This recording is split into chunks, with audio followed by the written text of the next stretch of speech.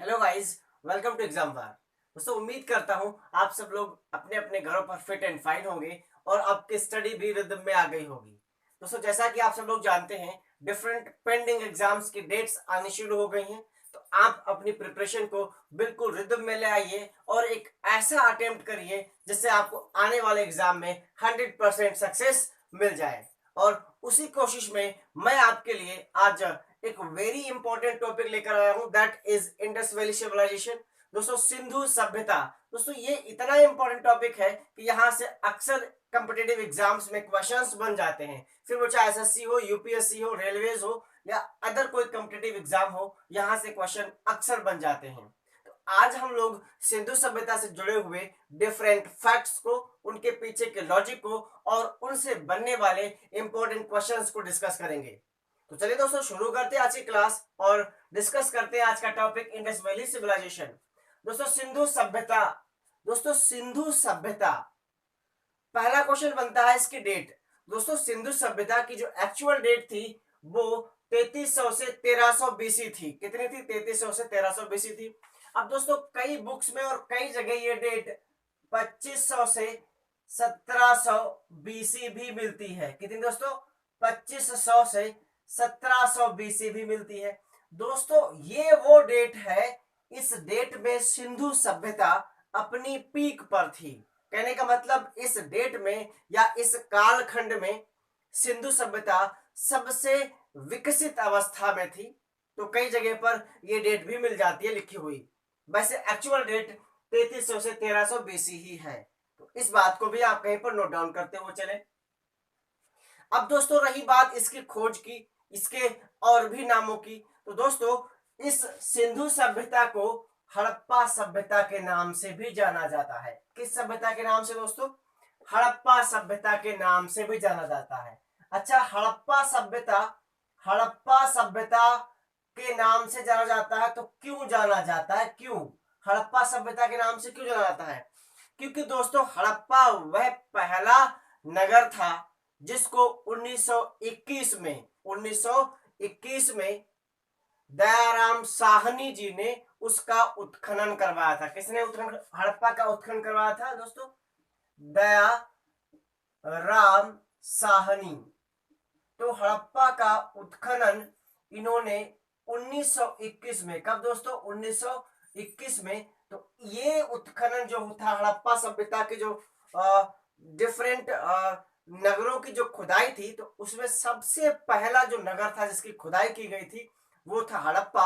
और हड़प्पा नगर की खुदाई करवाई थी दयाराम साहनी ने। किसके निर्देशन में? जॉन मार्शल के निर्देशन में। किसके निर्देशन में दोस्तों? जॉन मार्शल के निर्देशन में। तो इसीलिए यहां से सबसे पहली बार पुरातात्विक प्रमाण मिले थे, इसीलिए इसको हड़प्पा सभ्यता भी कहा जाता है। अब दोस्तों, यहां से एक वेरी इंपॉर्टेंट क्वेश्चन ये बनता है कि वो कौन सा व्यक्ति था जिसने सबसे पहली बार सिंधु सभ्यता या हड़प्पा सभ्यता के टीलों की खोज की बट उनके महत्व को नहीं समझ पाया? तो दोस्तों, वो व्यक्ति थे ए कनिंघम। कौन दोस्तों थे? ये कनिंघम। तो ए कनिंघम एक ऐसे व्यक्ति थे जिन्होंने सबसे पहले इंडस वैली सिविलाइजेशन के टीलों की खोज की, लेकिन वो उन टीलों के महत्व को नहीं समझ पाए। और उन टीलों के महत्व को समझने का जो कार्य किया था वो किया था जॉन मार्शल ने। किसने किया था दोस्तों? वो किया था जॉन मार्शल ने। तो दोस्तों, जॉन मार्शल ने अपने दिशा निर्देशन में, सॉरी मार्शल है यहां पर, जॉन मार्शल ने अपने दिशा निर्देशन में सबसे पहले सिंधु सभ्यता की खुदाई को स्टार्ट करवाया था। और सबसे पहला जो नगर की खुदाई हुई थी वो था हड़प्पा। और हड़प्पा नगर की खुदाई किसने करवाई थी? दयाराम साहनी ने 1921 में। और इसीलिए इस सभ्यता को हड़प्पा सभ्यता के नाम से भी जाना जाता है। तो दोस्तों, ये तो रही इसकी बैकग्राउंड। अब दोस्तों, ये जो सभ्यता विकसित थी, तो ये सभ्यता मेनली, ये सभ्यता क्या, दूसरी कोई भी जितनी भी फेमस सभ्यताएं हुई हैं, जितनी भी दुनिया की मुख्य सभ्यताएं हुई हैं, वो सब नदियों के किनारे हुई हैं। क्योंकि नदियों से उनको आवश्यकता की चीजें, पानी, उनके पास की जितनी भी भूमि होती वो उर्वरा वाली होती है। तो इसीलिए जो सभ्यताओं का विकास हुआ है वो नदियों के पास हुआ है, नदियों के किनारे हुआ है। तो ये सभ्यता भी नदियों के किनारे ही विकसित हुई थी। और इसके जो पूर्वी, पश्चिमी या उत्तरी और दक्षिणी जो एक्सट्रीम पॉइंट्स हैं, जो सबसे उत्तरी छोर या सबसे दक्षिणी छोर है, वो क्या है? तो दोस्तों सबसे इसका उत्तरी पॉइंट था, सबसे उत्तरी पॉइंट जम्मू कश्मीर में मांडा था। तो सिंधु सभ्यता का सबसे उत्तरी पॉइंट जम्मू कश्मीर में मांडा था, और जो बसा था चेनाब नदी के तट पर। किस तट पर? दोस्तों ये मांडा जम्मू कश्मीर में पड़ता है, ये चेनाब नदी के तट पर बसा था। और सबसे दक्षिणी पॉइंट की बात करें दोस्तों, तो सबसे दक्षिणी पॉइंट इसका था, सबसे सदर्न मोस्ट पॉइंट था दायमाबाद। कौन सा दोस्तों? दायमाबाद। और जो बसा था गोदावरी नदी की सहायक नदी थी प्रवरा। तो जो दायमाबाद था वो प्रवरा नदी के तट पर बसा था, जो पड़ता है महाराष्ट्र में, आधुनिक महाराष्ट्र पड़ता है। अब दोस्तों सबसे जो पूर्वी पॉइंट था, सबसे पूर्वी जो बिंदु था, वो था आलमगीरपुर। कौन सा दोस्तों? आलमगीरपुर सबसे पूर्वी बिंदु था। और जो बसा हुआ था हिंडन नदी के तट पर। किस नदी के तट पर? दोस्तों ये हिंडन नदी के तट पर बसा हुआ था। और ये पड़ता है उत्तर प्रदेश के मेरठ में। कहां पड़ता है दोस्तों? उत्तर प्रदेश के मेरठ में। तो ये सिंधु सभ्यता के सबसे पूर्वी पॉइंट की बात हो गई, जो है आलमगीरपुर, और जो बसा हुआ है उत्तर प्रदेश के मेरठ में हिंडन नदी के तट पर। अब दोस्तों सबसे जो पश्चिमी पॉइंट था वो था सुतकांगे डोर। क्या था दोस्तों? वो था सुतकांगे डोर, और जो पड़ता है बलूचिस्तान पाकिस्तान में। और ये बसा हुआ था दास्क या दास्त नदी के तट पर। कौन सी नदी दोस्तों? ये बसा हुआ था दास्त या दास्क नदी के तट पर। तो सबसे पूर्वी पॉइंट ये हो गया, सबसे पश्चिमी पॉइंट सुतकांगे डोर, सबसे उत्तरी पॉइंट मांडा, और सबसे दक्षिणी पॉइंट दायमाबाद।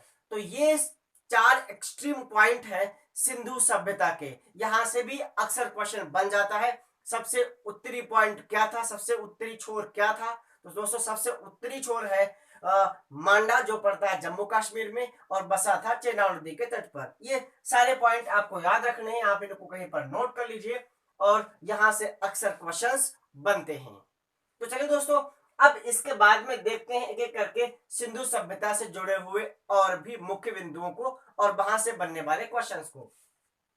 तो दोस्तों सबसे पहला जो पॉइंट लिखा हम लोगों ने वो है आद ऐतिहासिक नगरीय मिस्र व मेसोपोटामिया की सभ्यताओं के समकालीन। तो दोस्तों इस पॉइंट को जरा हम लोग ब्रेक करते हैं, और ब्रेक करने पर क्या मिलेगा हम लोगों को? तो दोस्तों सबसे पहली जो बात लिखी हमने आद ऐतिहासिक। कौन सा दोस्तों? आद ऐतिहासिक। दोस्तों आद ऐतिहासिक वो सभ्यता होती है जहां पर राइटिंग का विकास नहीं होता है। दोस्तों सिंधु सभ्यता की भी अपनी कोई लिपि नहीं थी। जो थोड़ी बहुत विकसित लिपि थी वो थी चित्रात्मक लिपि। लेकिन इस लिपि का इतिहास में, किसमें दोस्तों? इतिहास में, इतिहास ना तो लिखने में और ना ही समझने में। तो इस लिपि का जो प्रयोग है वो ना तो इतिहास को समझने में और ना ही इतिहास को लिखने में किया गया। ना कहने का मतलब ना समझने और ना लिखने में प्रयोग किया गया है, इसीलिए इसको आद ऐतिहासिक सभ्यता कहा गया है। अब दोस्तों उसके अगला पॉइंट है नगरीय। तो दोस्तों ये सिंधु सभ्यता पूरी तरीके से नगरीय सभ्यता थी। इसमें बहुत से विकसित नगर खोजे गए थे, जैसे मोहनजोदाड़ो हो गया, हड़प्पा हो गया, लोथल हो गया, कालीबंगन हो गया, कोट दीजी हो गया, बनावली हो गया। ये कुछ प्रमुख नगर हैं। तो ये नगरीय सभ्यता थी, और यहाँ के घर पक्के ईंटों के बने होते थे, और हर घर में जो मॉडर्न फैसिलिटी थी उस टाइम की वो अवेलेबल थी। तो दोस्तों जो घर का दरवाजा होता था वो पीछे की ओर खुलता था, और हर घर में एक कुआं होता था। दोस्तों सिंधु सभ्यता की जो सड़कें थी, तो जो रोड थे, सड़कें थी, वो 90 डिग्री के एंगल पर घूमते थे। कहने का मतलब ऐसे मुड़ते थे, 90 डिग्री के एंगल पर मुड़ते थे। और रोड के किनारे साइड में बड़ी बड़ी नालियां भी होती थी। क्या होती थी दोस्तों? ये चौड़ी नालियां भी होती थी, और ये नालियां पत्थरों से ढकी रहती थी। तो ये इतनी डेवलप्ड नगरीय सभ्यता थी। अब दोस्तों क्या लिखा आगे? मिस्र व मेसोपोटामिया की सभ्यताओं के समकालीन। तो दोस्तों ये जो सिंधु घाटी सभ्यता है, ये सभ्यता दुनिया की प्राचीनतम सभ्यताओं में से एक है। और दुनिया की प्राचीनतम सभ्यताएं और कौन कौन सी थी, जैसे देखा हमने मिस्र की सभ्यता, मेसोपोटामिया की सभ्यता, चाइना की सभ्यता। तो इनके समकालीन ये सिंधु घाटी सभ्यता है। दोस्तों मिस्र की सभ्यता विकसित हुई थी नील नदी के तट पर। किस नदी के तट पर? नील नदी के तट पर। और वही नील नदी जिसको मिस्र का बरदान कहा जाता है।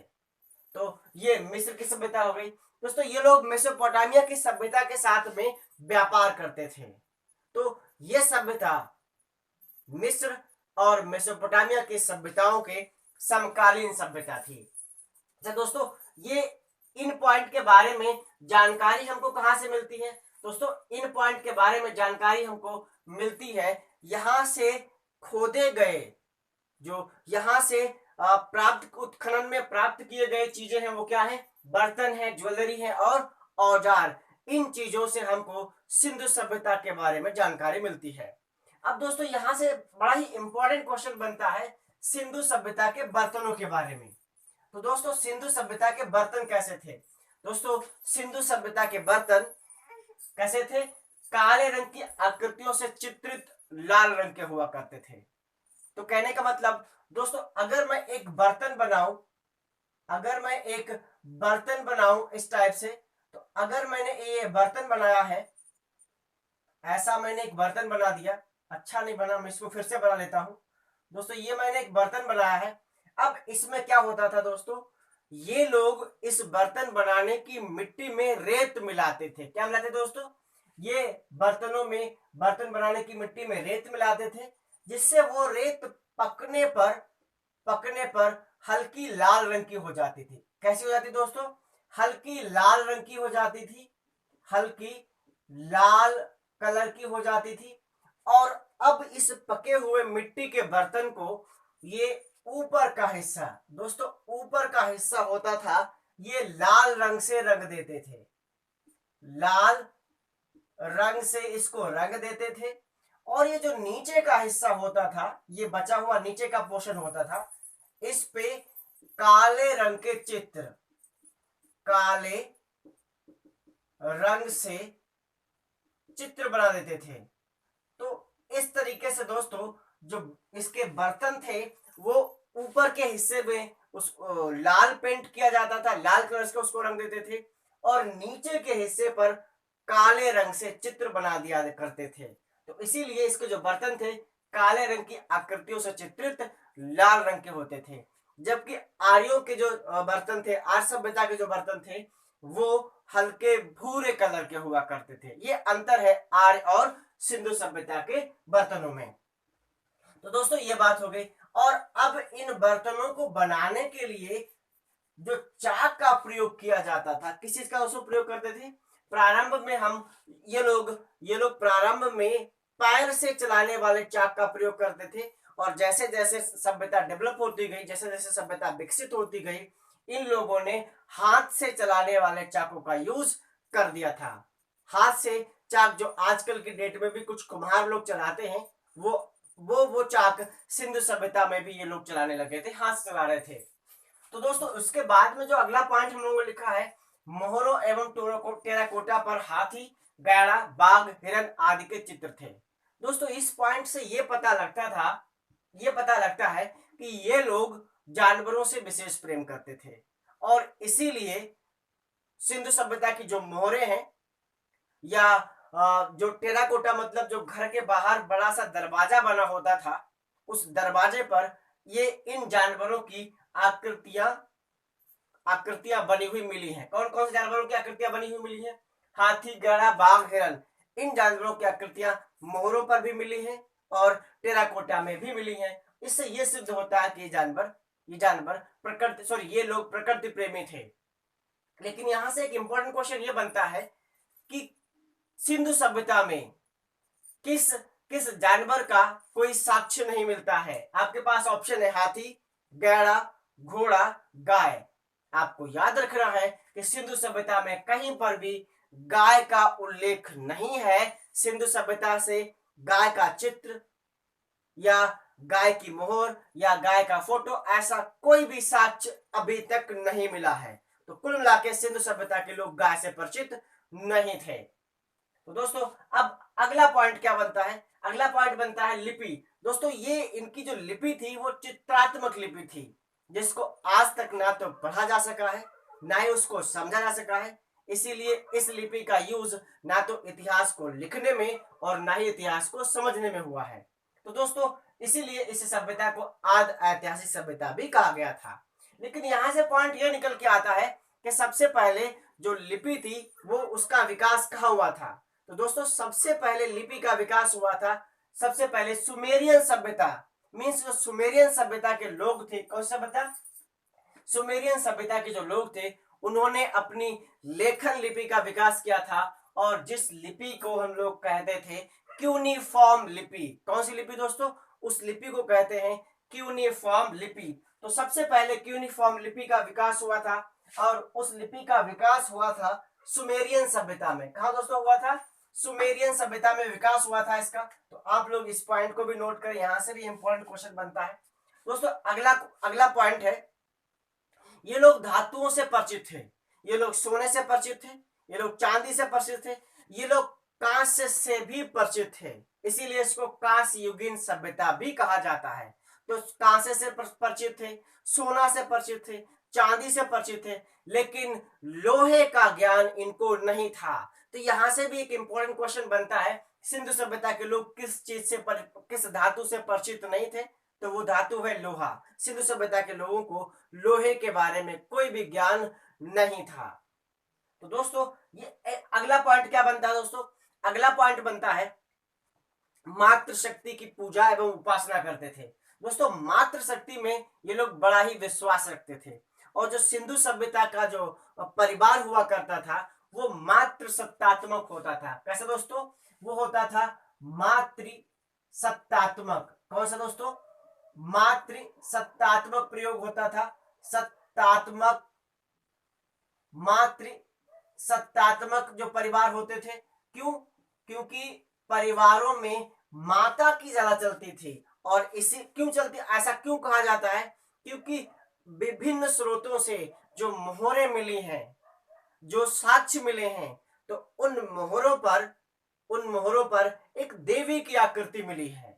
तो वहां से यह अनुमान लगाया गया है कि परिवार में माता की वैल्यू ज्यादा थी, नारी की वैल्यू ज्यादा थी, देवी की लोग पूजा व उपासना करते थे। तो दोस्तों ये बात हुई नारी के महत्व की। अब दोस्तों इसके बाद में एक और फैक्ट निकल के आया है, जो फैक्ट निकल के आया है, मोहनजोदाड़ो की जब खुदाई की गई, खुदाई किसने करवाई थी मोहनजोदाड़ो की, दोस्तों मोहनजोदाड़ो की खुदाई करवाई थी राखालदास बनर्जी ने। किसने दोस्तों, राखालदास बनर्जी ने इसकी खुदाई करवाई थी, और 1922 में खुदाई हुई थी। दोस्तों मोहनजोदाड़ो की जब खुदाई कराई गई तो वहां से एक मोहर मिली थी, एक ऐसी मोहर मिली थी जिस पर एक साधु का चित्र बना हुआ था। किसका दोस्तों, एक साधु का चित्र बना हुआ था, और उस साधु के हाथ में एक त्रिशूल जैसी आकृति थी। कैसी आकृति थी दोस्तों, एक त्रिशूल जैसी आकृति थी, और उसके दाईं ओर चीता व हाथी, और बाईं ओर गैड़ा एवं भैंसा, इन जानवरों के चित्र बने हुए थे। साथ ही साथ पैरों के नीचे दो मोरों के भी चित्र बने थे। तो दोस्तों ऐसा अनुमान लगाया जाता है कि वो जो साधु की मूर्ति है वो पशुपति शिव की मूर्ति है, क्योंकि उनके हाथ में त्रिशूल जैसी आकृति थी। तो सभी विद्वानों ने उस मूर्ति को नाम दिया था पशुपति शिव, और इसीलिए कहा गया कि सिंधु सभ्यता के लोग पशुपति शिव की पूजा उपासना करते थे। अब दोस्तों यहां से एक इंपॉर्टेंट क्वेश्चन बनता है कि जो पशुपति शिव की मूर्ति मिली है उस मूर्ति पर कितने प्रकार के जानवर थे। तो आपका आंसर होगा 5 प्रकार के जानवर थे। 5 प्रकार के जानवर का मतलब एक चीता हुआ, एक प्रकार का हाथी हुआ, एक प्रकार का गैड़ा हुआ, एक प्रकार का भैंसा हुआ, 2 मोर है लेकिन है एक ही प्रजाति के जानवर। तो दोस्तों इस तरीके से अगर ये पूछा जाए कितने प्रकार के जानवर थे तो उसका आंसर होगा 5, और अगर हमसे ये पूछा जाए कितने जानवर थे, तो उसका आंसर होगा 6। 6 जानवर थे, लेकिन 5 प्रकार के जानवर थे। तो उम्मीद करता हूं ये फैक्ट भी आपको समझ में आया होगा। दोस्तों, ये तो थी आज की हमारे सिंधु घाटी सभ्यता से रिलेटेड छोटी सी फैक्चुअल क्लास। तो दोस्तों, अगर आपको ये क्लास अच्छी लगी हो तो इसको लाइक करिए, शेयर करिए, और साथ ही साथ अगर आप हमारे चैनल पर नए आए हैं तो चैनल को सब्सक्राइब करें और बेल आइकन बटन को भी प्रेस करें, ताकि आपको लेटेस्ट अपडेट मिलती रहे। और साथ ही साथ अपने कमेंट के माध्यम से ये क्लास आपको कैसी लगी ये बताना भी मत भूलिएगा। Thank you. जय हिंद।